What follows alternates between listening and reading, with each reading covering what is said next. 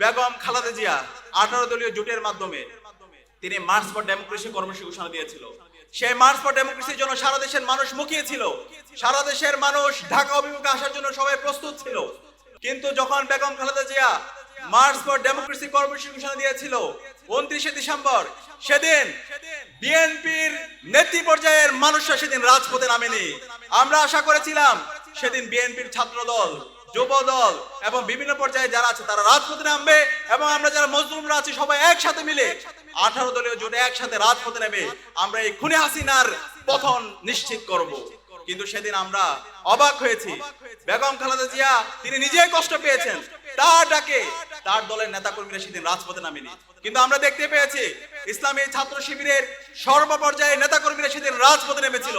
তারা শুধু রাজপথে নামেনি, শহীদ মনসুর সকাল সকাল বাড়ি থেকে বের হয়ে মিছিল করে এই মার্চ ফর ডেমোক্রেসি প্রোগ্রামকে সফল করার জন্য, দেশের গণতন্ত্র নিশ্চিত করার জন্য, ইনসাফ কায়েম করার জন্য সেদিন রাজপথে নেমে শহীদ মনসুর শহীদ হয়েছিল, জীবন দিয়েছিল। সেদিন শহীদ মনসুরের মতো বাংলাদেশের রাজনৈতিক দলগুলো যদি রাজপথে নামতো তাহলে এরপরেই হাসিনার পতন হয়ে যাওয়ার কথা। সেই পতন হওয়ার জন্য সবাই উদ্গ্রীব ছিল, কিন্তু আমরা কষ্ট পেয়েছি, আমরা ব্যথিত হয়েছি। রাজনৈতিক দলগুলো তারা দিল্লির প্রেসক্রিপশন রাজনীতি করার কারণে, এজেন্সির প্রেসক্রিপশন রাজনীতি করার কারণে সেদিন সেই আমাদের আজাদি আসতে আরো 10 বছর সময় লেগেছে। সে কারণে আমরা আমাদের এই শহীদ মনসুরকে, যিনি গণতন্ত্র রক্ষার জন্য, ইনসাফ কায়েমের জন্য জীবন দিয়েছে, শহীদ মনসুরকে আমাদের আজীবন শ্রদ্ধার সাথে স্মরণ রাখতে হবে। আমরা কি পারবো? ইনশাআল্লাহ। এবং আমরা দেখেছি ইসলামী ছাত্র শিবির এর পরবর্তীতে বাংলাদেশে যে ফেসিবাদ কায়েম হয়েছিল সেই ফেসিবাদের বিরুদ্ধে সারা বাংলাদেশ জুড়ে আন্দোলন সংগ্রাম জারি রেখেছে। এবং আমরা দেখতে পেয়েছি এই ইসলামী ছাত্র শিবিরের উপর বাংলাদেশের সকল ক্যাম্পাসে হত্যাযজ্ঞ করা হয়েছিল।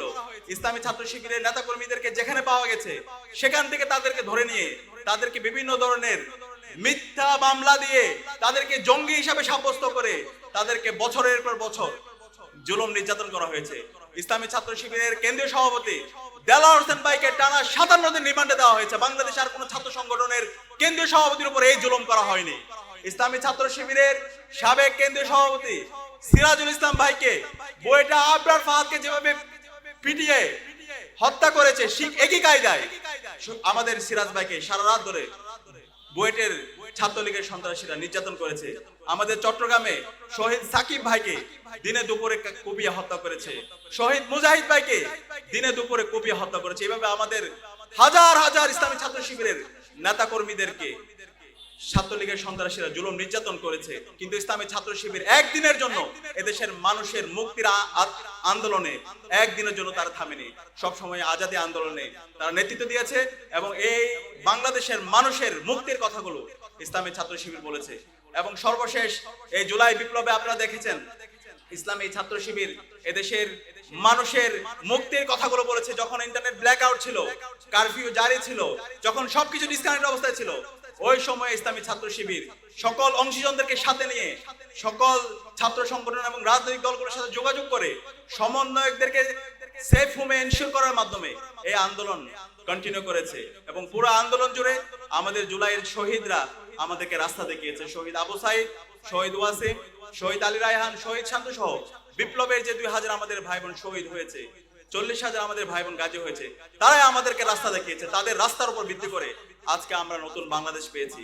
তো আজকে আমাদের যে নতুন বাংলাদেশ, এই বাংলাদেশ কোনো একক ব্যক্তি অথবা কোনো মাস্টারমাইন্ডের মাধ্যমে আসেনি। এই বাংলাদেশ আসার পেছনে, আজকে আমরা যে আজাদি পেয়েছি, সে আজাদি আসার পেছনে দীর্ঘদিনের একটা স্যাক্রিফাইস আছে, হাজারো মানুষের স্যাক্রিফাইস আছে। এই স্যাক্রিফাইসের অন্যতম একজন অগ্রনায়ক হচ্ছে আমাদের শহীদ মনসুর। এই শহীদ হাফেজ মনসুরকে আমাদের সবসময় স্মরণ রাখা দরকার। শহীদ হাফেজ মনসুরের যে আদর্শ, তার যে চিন্তা, সেটা আমাদের সারা বাংলাদেশ ব্যাপী আমাদেরকে ছড়িয়ে দেওয়া দরকার।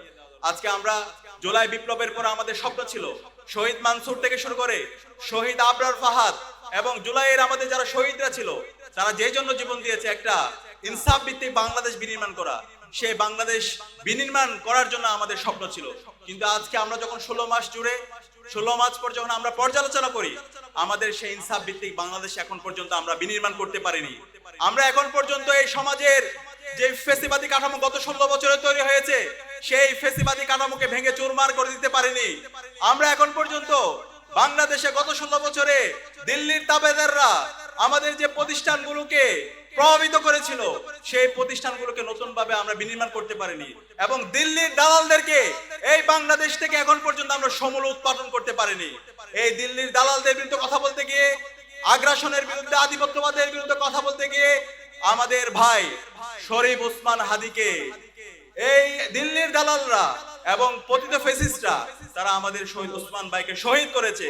আজকে শহীদ ওসমান ভাইয়ের গুলিবিদ্ধ হওয়ার আজকে 15 দিন হচ্ছে, শাহাদাতের আজকে 8ম দিন হচ্ছে, কিন্তু এখন পর্যন্ত ওসমান হাদি ভাইকে যারা শহীদ করেছে, যারা গুলি করেছে, যারা পরামর্শ দিয়েছে, যারা পরিকল্পনা করেছে, তাদের কাউকে আমরা এখন পর্যন্ত ধরতে পারিনি। আমরা আজকে অন্তর্বর্তীকালীন সরকারকে বলতে চাই, আপনাদেরকে শহীদদের রক্তের উপর আমরা আপনাদেরকে ক্ষমতায় বসিয়েছিলাম, কিন্তু আজকে 16 মাস জুড়ে আমরা যে প্রত্যাশা নিয়ে আপনাদেরকে ক্ষমতায় বসিয়েছিলাম, সেই ক্ষমতা বসানোর আমাদের যে প্রত্যাশা ছিল, শহীদদের যে প্রত্যাশা ছিল, সেই প্রত্যাশা আপনারা পূরণ করতে পারেননি, আপনারা ব্যর্থ হয়েছেন। আপনারা শহীদ ওসমান হাদির, যারা শহীদ ওসমান হাদিকে গুলিবিদ্ধ করেছে, শহীদ ওসমান হাদিকে যারা হত্যাযজ্ঞ করেছে, তাদেরকে এখন পর্যন্ত আপনারা বিচারের আওতায় নিয়ে আসতে পারেননি। এটা আপনাদের ব্যর্থতা। আপনারা অতি দ্রুত আপনাদের কার্যক্রম দেখতে চাই। এই শহীদ ওসমান হাদি থেকে শুরু করে বিগত ফ্যাসিবাদী আমলে গণহত্যা এবং শিশু হত্যার সাথে যারা জড়িত ছিল, শহীদ মনসুরকে যারা শহীদ করেছে, এই স্বাধীন বাংলাদেশে সকল গণহত্যাকারী এবং শিশু হত্যাকারীদেরকে বিচারের আওতায় নিয়ে আসতে হবে। এবং আমরা একই সাথে দাবি জানাচ্ছি, গত 16 বছরে বাংলাদেশের যে সকল প্রতিষ্ঠানগুলোকে ভেঙে চুরমার করে দেওয়া হয়েছে, সকল প্রতিষ্ঠানগুলোকে নতুন ভাবে ঢেলে সাজাতে হবে।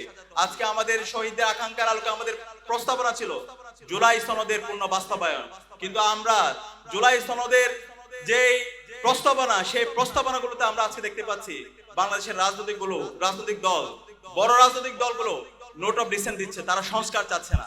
এত রক্তের পরও যদি তারা ফ্যাসিবাদী কাঠামোকে রেখে দিতে চায়, আমরা হুঁশিয়ার করছি, আপনাদের এই স্বাধীন বাংলাদেশে আপনারা রাজনীতি করতে পারবেন না। এই স্বাধীন বাংলাদেশে রাজনীতি করতে হলে সংস্কারের পক্ষে হা বলতে হবে। জুলাই শহীদদের বিচারের প্রশ্নে আপনাদেরকে হা বলতে হবে।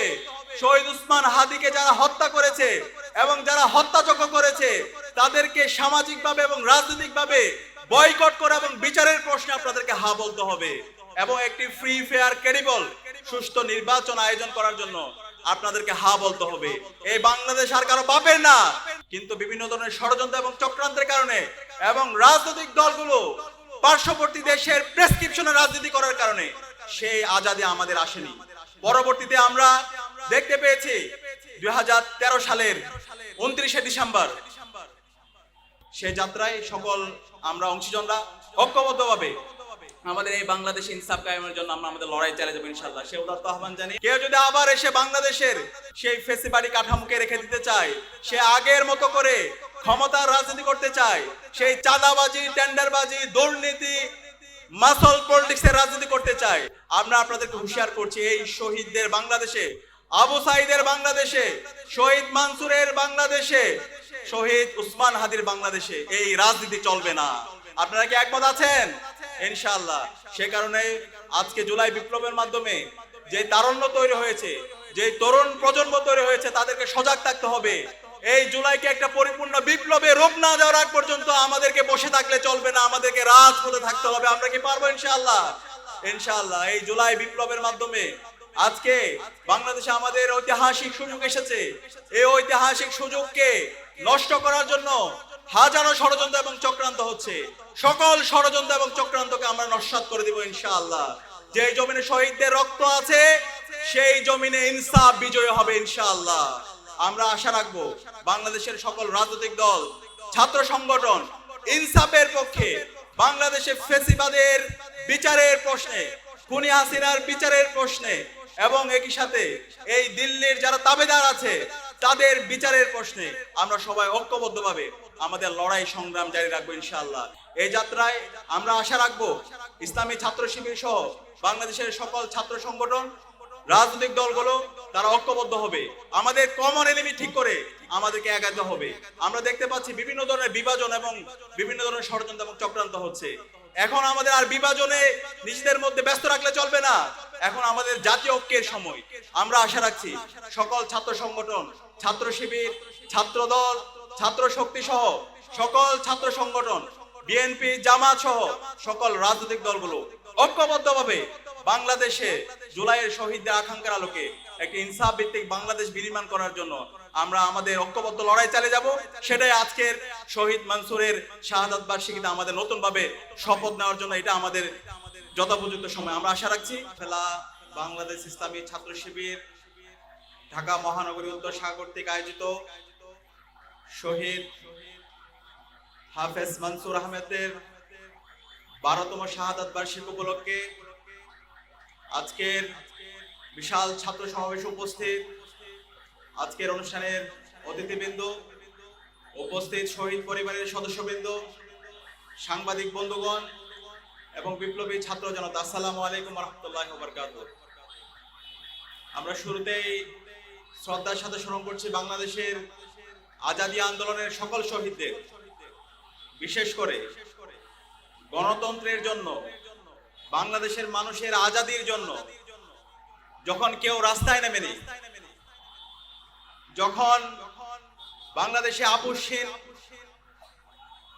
নেত্রী যাকে বলা হয় বেগম খালেদা জিয়া যখন মার্চ ফর ডেমোক্রেসির ডাক দিয়েছিল, সেদিন তার ডাকে যখন তার দলের নেতাকর্মীরাও রাস্তায় নামেনি, সেদিন হাফেজ শহীদ মানসুর রাজপথে নেমে তার জীবনকে উৎসর্গ করেছিল।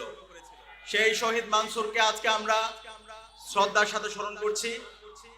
আল্লাহ পাক সুবহানাহু ওয়া তাআলা শহীদ মানসুর সহ বাংলাদেশের আজাদী আন্দোলনের সকল শহীদদের জান্নাতুল ফেরদৌসের মেহমান হিসেবে কবুল করুক, আল্লাহুম্মা আমিন। সম্মানিত উপস্থিতি, আমাদের হিরোদেরকে চেনা দরকার, আমাদের যারা হিরো তাদেরকে নিয়ে আমাদের সেলিব্রেট করা দরকার, কিন্তু আমরা আমাদের হিরোদের কথাগুলো ভুলে যাই। যে জাতি তাদের হিরোদেরকে সেলিব্রেট করে না, যে জাতি তাদের হিরোদের কথা স্মরণ রাখে না, সেই জাতিতে হিরো জন্মায় না। আমাদের এই বাংলাদেশের গণতন্ত্র রক্ষার জন্য, দেশের ইনসাফ কায়েম করার জন্য, দেশের স্বাধীনতা, সার্বভৌমত্ব, অখণ্ডতা রক্ষার জন্য অন্যতম অগ্রনায়ক ছিল শহীদ মানসুর। শহীদ মানসুরকে আমাদেরকে সবসময় শ্রদ্ধার সাথে স্মরণ রাখতে হবে। আমরা কি পারবো ইনশাআল্লাহ? আজকে শহীদ মানসুরকে নিয়ে ইসলামী ছাত্র শিবির আয়োজন করছে, কিন্তু এই আয়োজন বাংলাদেশের সকল রাজনৈতিক দল, সকল ছাত্র সংগঠনকে এবং সকল স্বেচ্ছাসেবী সংগঠনকে এই আয়োজনটা করা দরকার ছিল।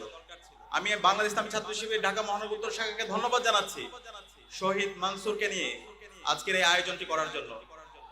ইসলামী ছাত্র শিবিরকে সবসময় বলা হয় মেধাবীদের সংগঠন, কিন্তু আমি বলি ইসলামী ছাত্র শিবির মজলুমদের সংগঠন। ইসলামী ছাত্র শিবিরের উপরে ফ্যাসিবাদী আমলে গত 16 বছরে যেই জুলুম হয়েছে সেটা বাংলাদেশের আর কোনো সংগঠনের উপর হয়নি। ইসলামী ছাত্র শিবিরের নেতা কর্মীদের উপর যেই জুলুম নির্যাতন হয়েছে, তৃণমূল থেকে একদম কেন্দ্র পর্যন্ত, কেন্দ্রীয় সভাপতি পর্যন্ত, সেই জুলুম বাংলাদেশের আর কোনো ছাত্র সংগঠনের উপর হয়নি। সে কারণে ইসলামী ছাত্র শিবিরের যেই জুলুম হয়েছে, এই প্রত্যেকটা জুলুমের বিচারে এই স্বাধীন বাংলাদেশে হতে হবে ইনশাআল্লাহ। আমরা বিগত ফ্যাসিবাদী আমলে দেখতে পেয়েছি, আমরা যখন 13 সালে সেই ফ্যাসিস্ট হাসিনার বিরুদ্ধে রাজপথে আন্দোলন করছিলাম, আমরা যখন গণতন্ত্র রক্ষার জন্য আন্দোলন করছিলাম, আমরা যখন বাংলাদেশে ইনসাফ কায়েমের জন্য আন্দোলন করছিলাম, তখন বাংলাদেশের এই সকল রাজনৈতিক দলগুলোর মধ্যে, ছাত্র সংগঠনগুলোর মধ্যে যেন ঐক্য না হয়, সেই জন্য কালচারাল ফেসিস্ট চক্রকে বিভিন্ন ধরনের এবং ষড়যন্ত্র এবং চক্রান্ত দেখেছি। বাংলাদেশের বড় বড় রাজনৈতিক দলগুলো সেই 2013 সালে কালচারাল ফেসিস্ট চক্রের খপ্পরে পড়ে আমাদেরকে আরো 10 বছর ফেসিবাদের মধ্যে রেখেছিল। সেই 2013 সালে আপনাদের মনে থাকার কথা, বাংলাদেশের সর্বস্তরের নাগরিকরা, ছাত্র নাগরিক, তারা রাজপথে নেমেছিল আজাদীর লক্ষ্যে। সেই 13 সালে বাংলাদেশে অসংখ্য আন্দোলন সংগ্রাম হয়েছে। বিচারিক হত্যাকাণ্ডের মাধ্যমে যখন জাতীয় নেতৃবৃন্দকে হত্যা করা হচ্ছিল, দেশের মুক্তিকামী ছাত্র জনতা রাজপথে নেমে তারা এই বাংলাদেশকে দিল্লির তাবেদার মুক্ত করার জন্য, আজাদী আনার জন্য, গণতন্ত্র রক্ষার জন্য রাজপথে নেমেছিল। এবং সেই সময় ইসলামী ছাত্র শিবিরের সর্বপর্যায়ের নেতৃবৃন্দ, তৃণমূল থেকে একদম কেন্দ্র পর্যন্ত সর্বপর্যায়ের নেতৃবৃন্দ রাজপথে নেমেছিল। কিন্তু আমরা তখন দেখতে পেয়েছি, আমরা যে ঐক্যের কথা বলছিলাম, আমরা যে একটা সর্বদলীয় ঐক্যের কথা বলছিলাম, সে ঐক্যটা তখন সম্ভব হয়নি। আপনাদের মনে থাকার কথা, যখন বিচারিক হত্যাকাণ্ডের মাধ্যমে জাতীয় নেতৃবৃন্দকে হত্যা করা হচ্ছিল। 2013 সালের 28শে ফেব্রুয়ারি আল্লামা দেলোয়ার হোসেন সাঈদীকে যখন অন্যায়ভাবে রায় দিয়েছিল, সেদিন বাংলাদেশের টেকনাফ থেকে তেতুলিয়া, রূপসা থেকে পাতুরিয়া, সারা বাংলাদেশের 56,000 বর্গ মাইল জুড়ে বাংলাদেশের মুক্তিকামী ছাত্র জনতা রাজপথে নেমেছিল। একদিনে 200 এর অধিক ছাত্র জনতা তারা শহীদ হয়েছিল। বাংলাদেশের প্রতিটি পাড়ায় পাড়ায় ছাত্র জনতা রাজপথে নেমেছিল। এবং এর পরিপ্রেক্ষিতে আমরা দেখতে পেয়েছি এই বাংলাদেশের কালচারাল ফেসিস্ট চক্র এই শাহবাগে বসে এই কালচারাল ফেসিস্টরা এই খুনি হাসিনার গণহত্যাকে, খুনি হাসিনার অবৈধ শাসনকে এবং বাংলাদেশের গণতন্ত্রকে ধ্বংস করার জন্য, দেশের স্বাধীনতা সার্বভৌমত্বকে ধ্বংস করার জন্য এবং বাংলাদেশের সকল প্রতিষ্ঠানকে ধ্বংস করার জন্য এবং মব ভায়োলেন্স তৈরি করার জন্য তারা এই শাহবাগ কায়েম করেছিল। সেই শাহবাগের বিরুদ্ধে বাংলাদেশের আলেম ওলামা থেকে শুরু করে সর্বপর্যায়ের মানুষরা শাপলায় তারা একত্রিত হয়েছিল।